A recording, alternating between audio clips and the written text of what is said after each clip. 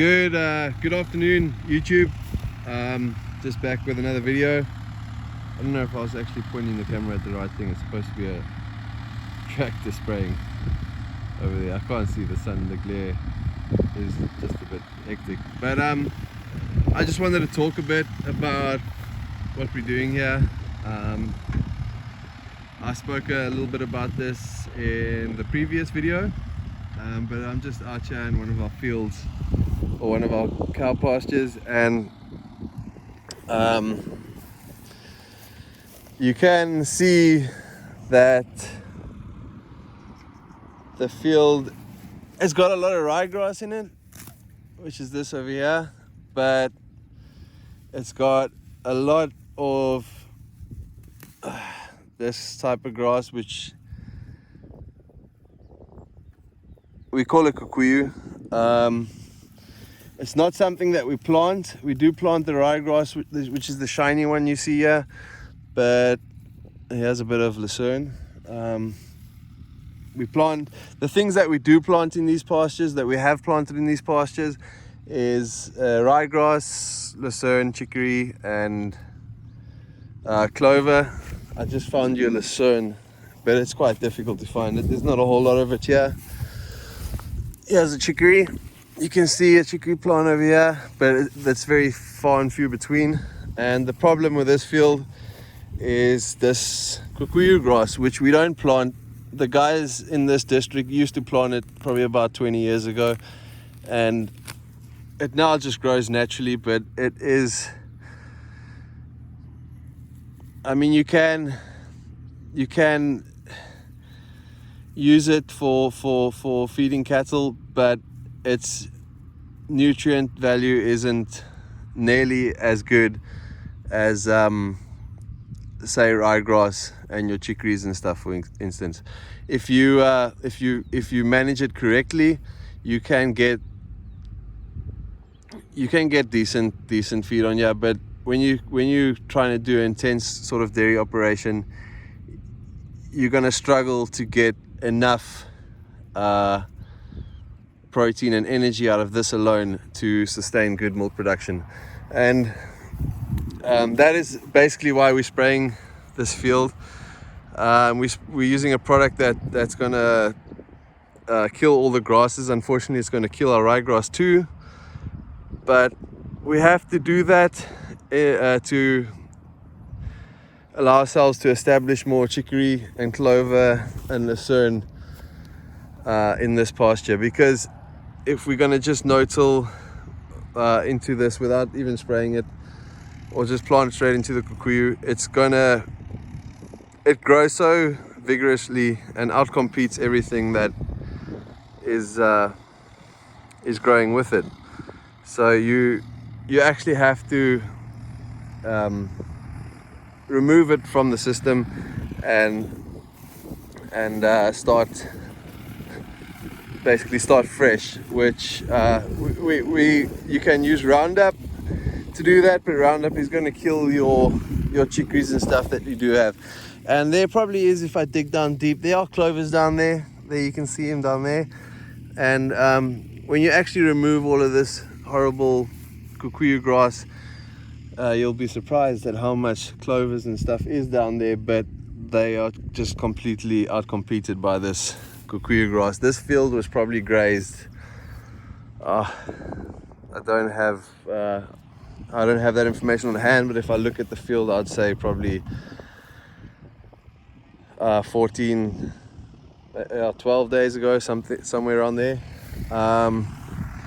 So we're spraying it.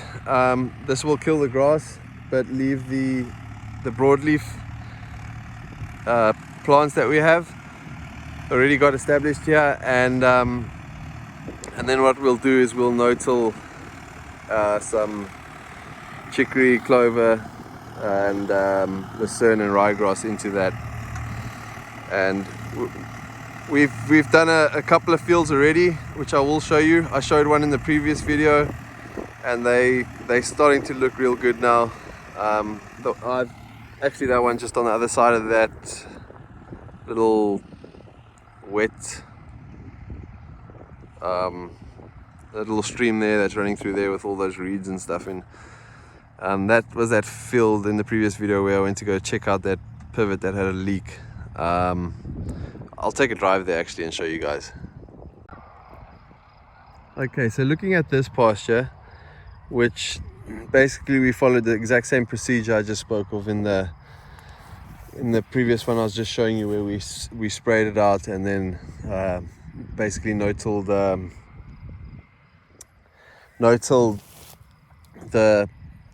various different plant species we do want in our pastures into it. This is how it's turned out. We've taken one grazing off of this pasture already. This was done, I cannot remember the date. I should have actually looked at these things before I started filming this video, but just looking at the pasture, you can basically see it's a completely different pasture to the one we were in, and this looked the exact same as the one I've just come from. Actually, it looked a bit worse. There was a lot less ryegrass in there, but nonetheless, we're anyway spraying the ryegrass dead. But you can see it's got all the different plant species that I spoke about, the chicories, the clovers, the lucernes and stuff. And I see there's some weeds coming out too, like this over here. But we're just gonna have to keep an eye on it and address it if it gets, if it gets out of hand. But as far as a square meter or a hectare or per kilo of dry matter, this pasture is going to have a lot more energy, a lot more protein than the one we've just looked at, and it's just going to be better for production purposes, especially the fact that we're in milk production, which requires a lot of energy and a lot of protein than, say, compared to just rearing beef animals. See, there is still a bit of this kikuyu grass coming through, but it's not really such a train smash. It's not nearly like it was, and we've got all of the species here that we do want. Here's another weed. So this is kind of what we're shooting for. What would be great is to kind of get a system where we don't have to do this or drill into our fields every year or every season. If we could get a pasture to kind of last 3, 4, 5 years, that would be fantastic. Because when we have to spray out areas of our farm and rely on the rest of the farm to carry the production of the food for the animals, it really puts the pressure on the rest of the farm. So, and we usually have to, or I'd say we always have to buy in roughage from off the farm, and it's just incredibly expensive. But this is what we're shooting for. Okay, so now we're in a different field. This is actually all of this stuff. This is actually the same field that 2 videos back I was mowing Lucernia for the cows to graze, and we looked at the cows a little bit, and I said we were going to plant it. We did plant it, and then I showed it one video back, and I said it didn't look very good. We couldn't really see much of the new grasses coming up in between the lucerne, which you can't really see anything hardly,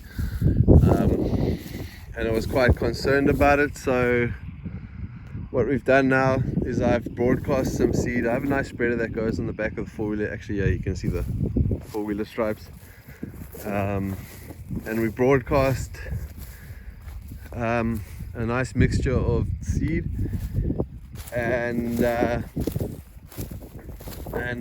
then we put the cows in to graze. I didn't mow the lucerne this time. I've just left it for the cows to graze, but they've hopefully trodden the seed into the soil nicely, and I'm hoping it's gonna come up. I think this field has some underlying issues. I've noticed with the center pivot, when we irrigate, that the water kind of doesn't really want to soak into the soil very fast. like it does on the other pastures. It kind of sits on top and a bit, and it starts running. So I think there's a bit of compaction happening here. I wanted to rip it. We just didn't have the time. We've got a lot going on. You know, it's just yeah, it's not a good time. So we're gonna see how this works. We broadcast some more seed on top and let the cows stomp it in. I think I possibly did plant it a little bit too deep, which was my mistake. I don't know if you can see down there. I can't really see what I'm pointing the camera at because the sun is so terrible, but there's a Fiat pulling a roller down there, and he's just rolling just to make doubly sure that the seed's in the ground, but I'm sure it is. Looking at this has been pretty trodden, and we'll see how this comes up.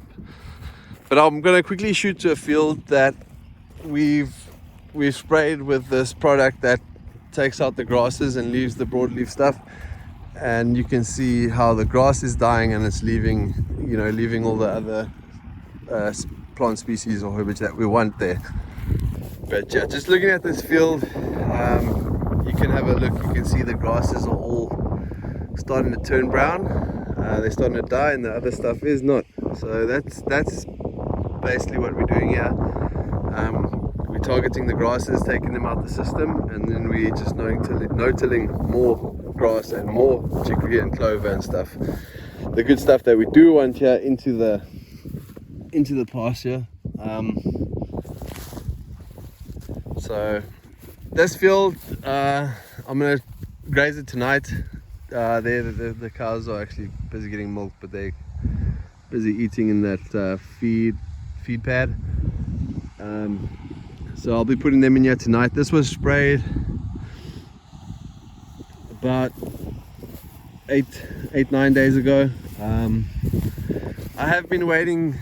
The other fields, I have been waiting for them to get a bit more, giving them a bit more time to let the poison run its course. But I think that this will be fine. I'm gonna stick cows in here tonight, and then probably wait a day or two while we have heifers and stuff just eating the residual stuff that stays behind after the main herd has been through here. Just let them clean it up a bit more so there's not so much trash left on the surface for the seedlings to compete with, and then we'll just no-till into it. Yeah, guys, I'd just like to say before I end off this video, I'd just like to say to everyone out there that's dealing with this virus that's going around, let's please just be very careful. Let's take it quite seriously. It's not just a normal flu like I've heard some people saying. It's actually a lot worse than that, with it being so infectious, and the fact that with people that do have underlying issues and are kind of not in the best of health, let's just try and stop this thing from spreading around. We're currently in a lockdown, our country. We are essential, luckily for us, because we are in the food production as we are milk producers. But I know it must be tough to stay in your house, especially if you're in town. But it's what we have to do. We have to obey the rules. We have to try and just all stand together and get through this, because if this thing does get into the wrong places, like the slums and the where people live on top of each other, and they 5-10 people living in a small house, they can't afford proper healthcare, and in countries that, like this one for example, that don't have very good healthcare systems, it's going to be really horrific. So let's all try and stand together and get through this. But yeah, thanks for watching, guys, and I'll see you soon.